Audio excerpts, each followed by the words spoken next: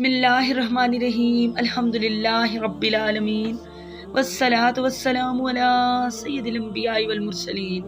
मेरे मोहतरम भाइयों और बहनों, आज हम हज की अज़मत, इसकी रूहानियत और इसके बेशुमार इनामात के बारे में दो मुबारक अहादीसें सुनेंगे। हज सिर्फ एक सफ़र नहीं बल्कि बंदे की ज़िंदगी को बदल देने वाली इबादत है। ये गुनाहों की माफ़ी, दिल की पाकीज़गी और अल्लाह ताला की कुर्बत हासिल करने का अजीम ज़रिया है।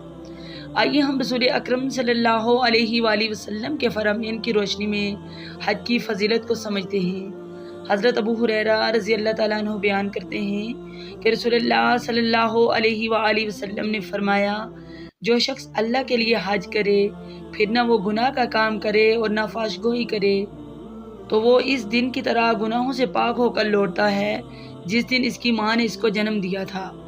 मिशकातुल मसाबी हदीस नंबर 2507। मेरे मोहतरम भाइयों और बहनों, ये कितनी अजीम खुशखबरी है कि एक सच्चा और खालिस हज इंसान की साबका ख़ताओं को मिटा देता है।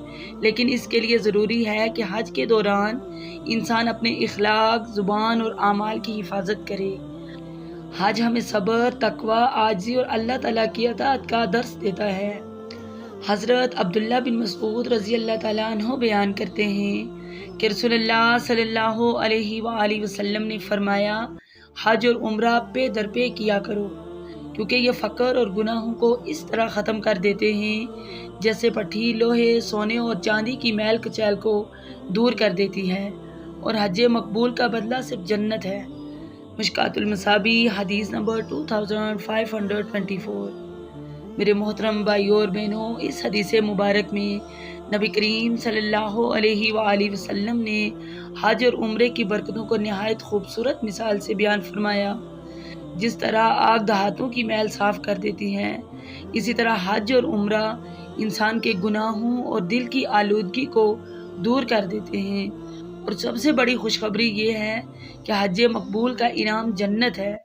अल्लाह ताला हमें इखलास के साथ हज और उम्रा अदा करने की तौफीक अता फरमाए, हमारे गुनाहों को माफ़ फरमाए और हमें हज मकबूल नसीब फरमाए। आमीन या रब्बुल आलमीन। जज़ाकुमुल्लाहु खैर। वस्सलामु अलैकुम व रहमतुल्लाहि व बरकातुहू।